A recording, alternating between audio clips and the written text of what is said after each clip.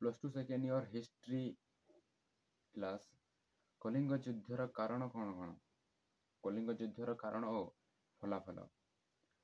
ପ୍ରାଚୀନ ଭାରତ ଇତିହାସରେ କଳିଙ୍ଗ ଯୁଦ୍ଧ ଏକ ପ୍ରଭାବଶାଳୀ ଯୁଦ୍ଧ ଭାବରେ ପରିଗଣିତ ଥିଲା। ଏ ଯେଉଁ କଳିଙ୍ଗ ଯୁଦ୍ଧ ଥିଲା, ଏହା ପ୍ରାଚୀନ ଭାରତ ଇତିହାସରେ ଏକ ପ୍ରଭାବଶାଳୀ ଯୁଦ୍ଧ ଭାବରେ ପରିଗଣିତ ହୋଇଥିଲା। କଳିଙ୍ଗ ଯୁଦ୍ଧ ପ୍ରଭାବଶାଳୀ ଯୁଦ୍ଧ ଭାବରେ ଏକ ପରିଚିତ ହୋଇଥିଲା। ଏହି ଯୁଦ୍ଧ ଖ୍ରୀଷ୍ଟପୂର୍ବ 261 ମୌର୍ଯ୍ୟ ସମ୍ରାଟ ଅଶୋକଙ୍କ ଦ୍ୱାରା କଳିଙ୍ଗ ବିରୁଦ୍ଧରେ ସଂଗଠିତ ହୋଇଥିଲା। ଏହି କଳିଙ୍ଗ ଯୁଦ୍ଧ 261ରେ ହୋଇଥିଲା ଏବଂ କାହା ଦ୍ୱାରା ହେଇଥିଲା ନା ମୌର୍ଯ୍ୟ ସମ୍ରାଟ ଅଶୋକଙ୍କ ଦ୍ୱାରା ଏହି ଯୁଦ୍ଧ ହୋଇଥିଲା। ଅଶୋକଙ୍କ ଦ୍ୱାରା କଳିଙ୍ଗ ଯୁଦ୍ଧ ହୋଇଥିଲା ଏବଂ କଳିଙ୍ଗ ବିରୁଦ୍ଧରେ ସଂଗଠିତ ହୋଇଥିଲା ଏହି କଳିଙ୍ଗ ଯୁଦ୍ଧ। ଏହି ଯୁଦ୍ଧ ଅଶୋକଙ୍କୁ ପୃଥିବୀର ଇତିହାସରେ ଏକ ଅନ୍ୟ ବୀର ରୂପେ ପରିଗଣିତ କରିଥିଲା।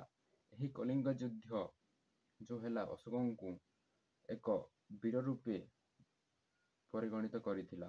ଏକ ବୀର ବୋଲି ତାଙ୍କ ନାମ ପରିଗଣିତ ହୋଇଥିଲା ଏହି ଯୁଦ୍ଧ ପରେ। କଳିଙ୍ଗ ଯୁଦ୍ଧ ଅଶୋକଙ୍କ ଜୀବନର ଗତିପଥକୁ ବଦଳାଇ ଦେଇ ତାଙ୍କୁ ଚଣ୍ଡାଶୋକରୁ ଧର୍ମାଶୋକରେ ପରିଗଣିତ କରିଥିଲା।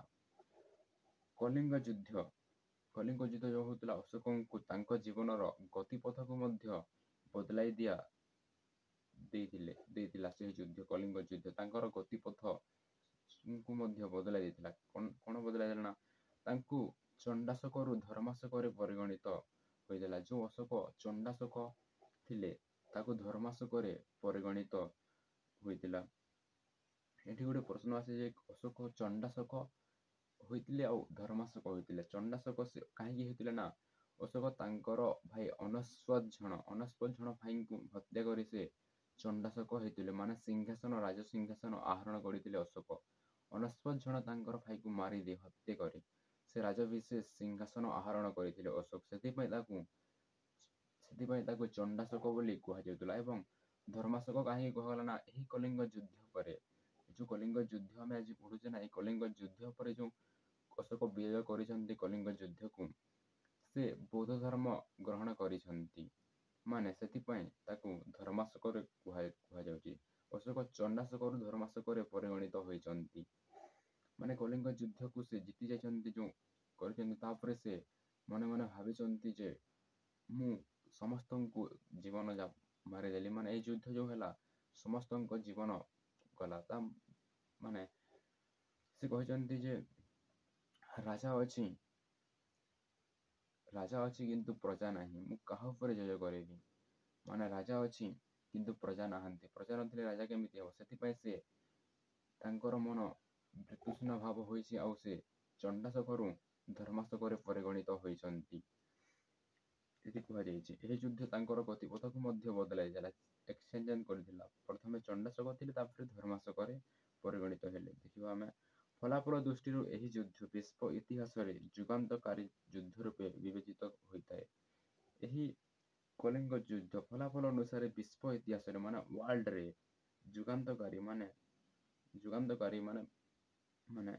ଯୁଗାନ୍ତକାରୀ ରୂପେ ବିବେଚିତ ହୋଇଛି। ଅନେକ ଗୁଡ଼ିଏ କାରଣ ହେତୁ କଳିଙ୍ଗ ଯୁଦ୍ଧ ସଂଗଠିତ ହୋଇଥିଲା। ମାନେ ବହୁତ ଗୁଡ଼ାଏ କାରଣ ହେତୁ କଳିଙ୍ଗ ଯୁଦ୍ଧ ହୋଇଥିଲା। କଳିଙ୍ଗ ଯୁଦ୍ଧ ଅଶୋକଙ୍କ ଦ୍ୱାରା ଯେଉଁ ହୋଇଥିଲା କଳିଙ୍ଗ ଯୁଦ୍ଧ, ଗୋଟିଏ କାରଣ ହେତୁ କଳିଙ୍ଗ ଯୁଦ୍ଧ ସଂଗଠିତ ହେଇଥିଲା। ପ୍ରଥମେ ଦେଖିବା ସେଗୁଡ଼ିକ ମଧ୍ୟରୁ କିଛି ଅଛି ଜଣାଯାଏ, ଯାହା ଲିପିବଦ୍ଧ ହୋଇଛି, ଆମେ ତାହା ଡିସ୍କସ୍ କରିବା। ଯେ ପ୍ରଥମ କାରଣଟି ହେଲା ରାଜନୈତିକ କାରଣ। ଗୋଟିଏ ରାଜନୈତିକ କାରଣ ହେତୁ ପ୍ରଥମ କାରଣ ନା, ଚନ୍ଦ୍ରଗୁପ୍ତ ମୌର୍ଯ୍ୟ ତାଙ୍କ ପୁତ୍ର ବିନ୍ଦୁସାର ସମଗ୍ର ଭାରତ ଅଧିକାର କରିଥିଲେ ମଧ୍ୟ କଳିଙ୍ଗକୁ ଆକ୍ରମଣ କରିବାକୁ ସାହସ କରିନଥିଲେ। ମାନେ ଚନ୍ଦ୍ରଗୁପ୍ତ ମୌର୍ଯ୍ୟ, ଯିଏକି ତାଙ୍କ ପୁତ୍ର ବିନ୍ଦୁସାର, ଚନ୍ଦ୍ରଗୁପ୍ତ ମୌର୍ଯ୍ୟ ମଧ୍ୟ ଆଉ ତାଙ୍କ ପୁତ୍ର ବିନ୍ଦୁସାର ମଧ୍ୟ ସମଗ୍ର ଭାରତ ବର୍ଷକୁ ଅଧିକାର କରିଥିଲେ। ମାନେ ତାଙ୍କ ଅଧିକାରରେ ଥିଲା ସମଗ୍ର ଭାରତ ବର୍ଷ, କିନ୍ତୁ କଳିଙ୍ଗକୁ ଆକ୍ରମଣ କରିପାରିନଥିଲେ, ସାହସ ମଧ୍ୟ କରିନଥିଲେ। କଳିଙ୍ଗ, ଏଠି କୁହାଯାଇଛି କଳିଙ୍ଗ ମାନେ କ'ଣ? କଳିଙ୍ଗ ଯୁଦ୍ଧର ଅର୍ଥ ହେଉଛି କଳିଙ୍ଗକୁ ସେ ସମୟରେ ମାନେ ଓଡ଼ିଶାକୁ କଳିଙ୍ଗ ବୋଲି କୁହାଯାଉଥିଲା। ଏବେ ଆମେ ଯେଉଁ କହୁଛୁ ଓଡ଼ିଶା, ମାନେ ଓଡ଼ିଶାର ଯୁଦ୍ଧ କହିଲେ ମଧ୍ୟ ଏହା ଠିକ୍ ହେବ। ଯାହାକୁ କଳିଙ୍ଗ ଯୁଦ୍ଧ କୁହାଯାଏ, ଏହା ଓଡ଼ିଶା ଯୁଦ୍ଧ ମାନେ ଏଠି କୁହାଯାଇଛି ଯେ ଚନ୍ଦ୍ରଗୁପ୍ତ ମୌର୍ଯ୍ୟ ଏବଂ ତାଙ୍କ ପୁତ୍ର ବିନ୍ଦୁସାର ସମଗ୍ର ଭାରତ ବର୍ଷକୁ ଅଧିକାର କରିଥିଲେ ମାନେ ସେ ଅଧିକାର କରିଥିଲେ। ଏହାପରେ ମଧ୍ୟ ସେ ଓଡ଼ିଶାକୁ ଆକ୍ରମଣ କରିବାକୁ ସାହସ କରିନଥିଲେ ମାନେ ଭାବିନଥିଲେ କାହିଁକି ନା ସେ ସମୟରେ ଓଡ଼ିଶା ବହୁତ ବଡ଼ ଶକ୍ତିଶାଳୀ ରାଜ୍ୟରେ ପରିଗଣିତ ଥିଲା। ସେହି ସମୟରେ ବହୁତ ବଡ଼ ରାଜ୍ୟରେ କାହିଁକି ନା ସେ ସମୟରେ ବହୁତ ବଡ଼ ଶକ୍ତିଶାଳୀ ରାଜ୍ୟ ଥିଲା। ମଗଧ ସୀମାରେ ଅବସ୍ଥିତ ଏକ କ୍ଷୁଦ୍ର ରାଜ୍ୟ କଳିଙ୍ଗ ଶକ୍ତିକୁ ଧ୍ୱଂସ କରି ତାର ସ୍ୱାଧୀନତା ଛିନ୍ନ କରିବା ପାଇଁ ଅଶୋକଙ୍କର ଏକମାତ୍ର ଅଭିଳାଷ ଥିଲା। ମାନେ ମଗଧର ସୀମାରେ ଅବସ୍ଥିତ ଏକ କ୍ଷୁଦ୍ର ରାଜ୍ୟ କଳିଙ୍ଗ ଶକ୍ତିକୁ ଧ୍ୱଂସ କରି ତା ସ୍ୱାଧୀନତାକୁ ଛିନ୍ନ କରିବା ଅଶୋକଙ୍କର ଏକମାତ୍ର ଅଭିଳାଷ ଥିଲା। ସେ କଳିଙ୍ଗକୁ ଆକ୍ରମଣ କରିଦେଇଥିଲେ ମାନେ ଜିତି ଯାଇଥିଲେ ଏହି ଯୁଦ୍ଧରେ। ଏହି କଳିଙ୍ଗ ଯୁଦ୍ଧ ହୋଇଥିଲା ଏକ ଦଜା ନଦୀ କୂଳରେ। ନା କଳିଙ୍ଗ ଯୁଦ୍ଧ କୋଉଠି ହେଇଥିଲା ନା ଦଜା ନଦୀ କୂଳରେ ହୋଇଥିଲା। କାହା କାହା ମଧ୍ୟରେ ହୋଇଥିଲା ନା ଅଶୋକଙ୍କ ସେନାଙ୍କ ମଧ୍ୟରେ ଓ ଓଡ଼ିଶା ବାସୀ ମାନଙ୍କ ମଧ୍ୟରେ ଏହା ଥିଲା। ଯେ ଅଶୋକ ପ୍ରଥମେ କହିଥିଲେ ଯେ ତୁମେ ହାର ମାନିଯାଅ ଏ କଳିଙ୍ଗକୁ ମୋ ହାତରେ କରିଦିଅ। ନା ତାପରେ ଆମ ଓଡ଼ିଶାବାସୀ କହିଲେ ଆମେ ହାର ମାନିବୁ ନାହିଁ, ଜୀବନ ଥିବା ଯାଏ ଆମେ ଲଢ଼େଇ କରିବୁ କହିଲେ। ତାପରେ କହିଦେଲେ ଯେ ଆମେ ରିଫ୍ୟୁଜ୍ କରିଦେଲୁ କଳିଙ୍ଗ ଯୁଦ୍ଧ ହେବ ବୋଲି। ଆମେ ନା ଏହି କଳିଙ୍ଗ ଯୁଦ୍ଧ ହୋଇଥିଲା, ସେଥିପାଇଁ କଳିଙ୍ଗ ଯୁଦ୍ଧ ହୋଇଥିଲା ଦୟା ନଦୀ କୂଳରେ। ଏହି କଳିଙ୍ଗ ଯୁଦ୍ଧ ହୋଇଥିଲା ଦଜା ନଦୀ କୂଳରେ। ତାପରେ 2 ନମ୍ବର କାରଣ ହେଉଛି ଅର୍ଥନୈତିକ କାରଣ। କଳିଙ୍ଗର ଅର୍ଥନୈତିକ ସମୃଦ୍ଧି ମଗଧ ପାଇଁ ଇଚ୍ଛାର କାରଣ ହୋଇଥିଲା। କଳିଙ୍ଗର ଅର୍ଥନୀତି ସମୃଦ୍ଧି ମଗଧ ପାଇଁ ଇଚ୍ଛାର କାରଣ ହୋଇଥିଲା। ଭାରତ ମହାସାଗର ଉପରେ କଳିଙ୍ଗବାସୀମାନେ ପ୍ରାଧାନ୍ୟ ବିସ୍ତାର କରି ଏବଂ ଦରିଆ ପାରି ବାଣିଜ୍ୟ ନିୟନ୍ତ୍ରଣ କରୁଥିଲେ। କଳିଙ୍ଗର ବଣିମାନେ ସୁଭଦ୍ରା, ଜାଭାସମୁଦ୍ର ଏବଂ ସହିଳ ପ୍ରଭୃତି ରାଜ୍ୟ ସହିତ ବାଣିଜ୍ୟ ସମ୍ପର୍କରେ ରହିଥିଲେ ମାନେ ସେ ବାଣିଜ୍ୟ କାରବାର କରୁଥିଲେ। ସେମାନଙ୍କର ପ୍ରାଧାନ୍ୟ ହେତୁ ପୂର୍ବ ଉପକୂଳ ମଗଧୀୟ ବଣିମାନେ ପ୍ରାୟ ବନ୍ଦ ହୋଇଯାଇଥିଲେ। ସେମାନଙ୍କ ତରିମାନ ସାଗର ସେପାରି ବାଣିଜ୍ୟର ଯେଉଁପାରୁ ନଥିଲା। ସେହିପରି ଗଙ୍ଗାଜ ଉପତ୍ୟକାକୁ ଦକ୍ଷିଣ ଆଡ଼କୁ ଆନ୍ତର୍ଜାତିକ ପାଇଁ ରହିଥିବା ସ୍ଥଳଗୁଡ଼ିକ ମଧ୍ୟ ଏହି ଐତିହାସିକ ଲାମା ତାରନାଥ ବିରୁଦ୍ଧରେ ଜଣାଯାଏ ଯେ ଅଶୋକଙ୍କ ମୂଲ୍ୟବାନ ଅଲଙ୍କାର ତଥା ଆରବଗୁଡ଼ିକ କଳିଙ୍ଗର କ୍ଷୁଦ୍ର ନାବିକମାନେ ଲୁଣ୍ଠନ କରି ନେଇଥିଲେ। ଏକ ଯେ ଐତିହାସିକ ଲାମା ତାରନାଥଙ୍କ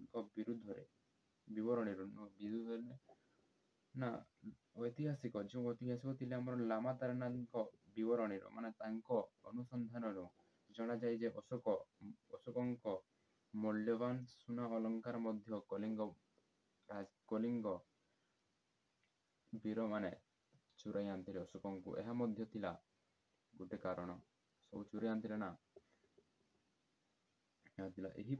ଏହିପରି କଳିଙ୍ଗ ଓ ମଗଧ ମଧ୍ୟରେ ଥିବା ଆନ୍ତର୍ଜାତିକ ଶତ୍ରୁତା କଳିଙ୍ଗ ଯୁଦ୍ଧର ଅନ୍ୟ ଏକ କାରଣ ଥିଲା। ମାନେ କଳିଙ୍ଗ ଆଉ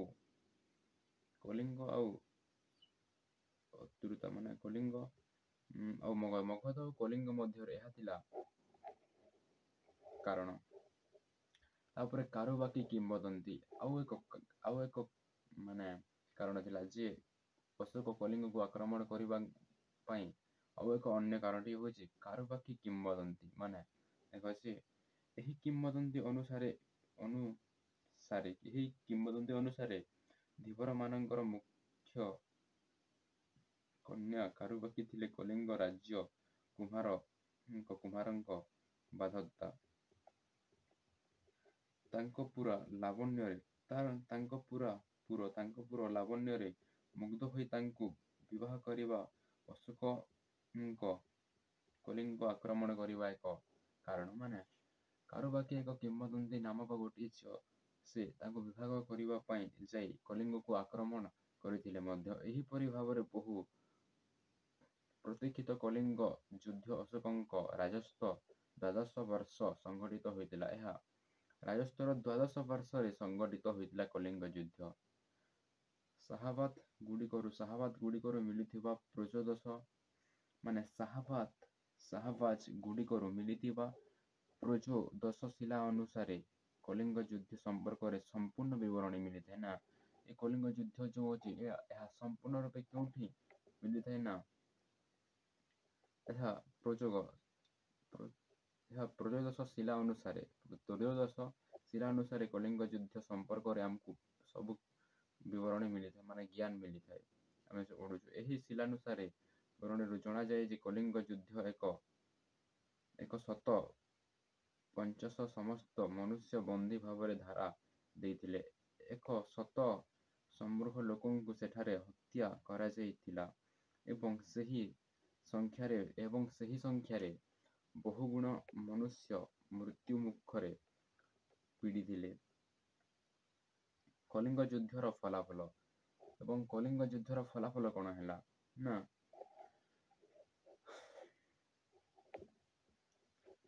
କଳିଙ୍ଗ ଯୁଦ୍ଧର ଭୟାବହ ପରିଗଣିତ ଅଶୋକଙ୍କ ହୃଦୟରେ ଗଭୀର ଭାବ ରେଖାପାତ କରିଥିଲା। ଏହି ମାନସିକ ପରିବର୍ତ୍ତନ ଫଳରେ ଅଶୋକ ଚଣ୍ଡାଶୋକରୁ ଧର୍ମାଶୋକରେ ପରିଗଣିତ ହୋଇଥିଲେ। ଏହି ଯୁଦ୍ଧରେ ତୁ ଜାଣିଛୁ ଚଣ୍ଡାଶୋକରୁ ଧର୍ମାଶୋକରେ ପରିଗଣିତ ମଧ୍ୟ ହୋଇଥିଲେ। କଳିଙ୍ଗ ଯୁଦ୍ଧ ପରେ ଅଶୋକ ବୌଦ୍ଧ ଧର୍ମର ଗ୍ରହଣ କରିଥିଲେ ଏବଂ ଏହାର ଯେଉଁ କଳିଙ୍ଗ ଯୁଦ୍ଧ ପରେ ବୌଦ୍ଧ ଧର୍ମ ଗ୍ରହଣ କରିଥିଲେ, ଏହାର ପ୍ରଚାର ପ୍ରସାର ପାଇଁ ମଧ୍ୟ ସେ ନିଜ ଜୀବନକୁ ଉତ୍ସର୍ଗ କରିଦେଇଥିଲେ, ଆନନ୍ଦମୟ କରିଦେଇଥିଲେ। ଏଇ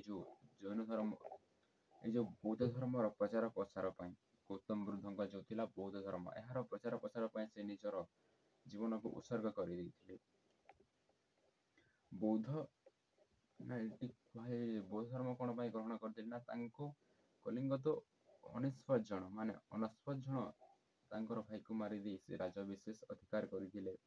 ସେଥିପାଇଁ ତାକୁ କୁହାଯାଇଥିଲା ଚଣ୍ଡାଶୋକ। ଧର୍ମାଶୋକ ଏଥିପାଇଁ କୁହାଯାଇଥିଲା ଯେ କଳିଙ୍ଗକୁ ସେ ଆକ୍ରମଣ କରି ସେ ଯୋଉ କଳିଙ୍ଗ ଯୁଦ୍ଧ ହୋଇଥିଲା ଓଡ଼ିଶାର ସମସ୍ତଙ୍କ ଜୀବନ ଯାପନ ଚାଲି ଯାଇଥିଲା ଏବଂ ସେ କଳିଙ୍ଗକୁ ଆକ୍ରମଣ କରିଦେଇଥିଲେ। ସେ ଏଠି କହିଲେ ଯେ କଳିଙ୍ଗ ବାସୀ ନାହାନ୍ତି ଆଉ ମୁଁ କାହା ପାଇଁ ରାଜା କରିବି। ରାଜା ଅଛି କିନ୍ତୁ ରାଜ୍ୟବାସୀ ନାହାନ୍ତି। ରାଜା ଅଛି କିନ୍ତୁ ରାଜ୍ୟବାସୀ ନାହାନ୍ତି। ଏହା ଅଶୋକ ନିଜକୁ ନିଜେ ପ୍ରଶ୍ନ କରୁଛନ୍ତି।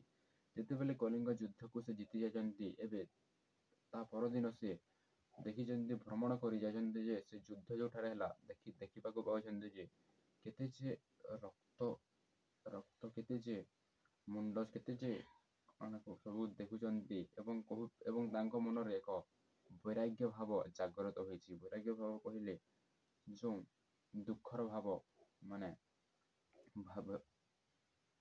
ହୋଇଯାଇଛି ଏବଂ ସେ ବିଚଳିତ ହୋଇ ପଡ଼ିଛନ୍ତି ଯେ କହିଛନ୍ତି ନିଜକୁ ନିଜେ ଯେ ରାଜା ଥିଲେ କଣ ହେବ, ରାଜ୍ୟବାସୀ ନଥିଲେ ରାଜ୍ୟ କଣ ହେବ। ତାପରେ ସେ କହିଛନ୍ତି ଏବଂ ସେ ଏକ ବୌଦ୍ଧ ଧର୍ମ ଗ୍ରହଣ କରିଛନ୍ତି। ସେହି ସମୟରେ ଅଶୋକ କଳିଙ୍ଗ ବିଜୟ ପରେ ଅଶୋକ ଏହାକୁ ମଗଧ ସାମ୍ରାଜ୍ୟଭୁକ୍ତ କରିଥିଲେ।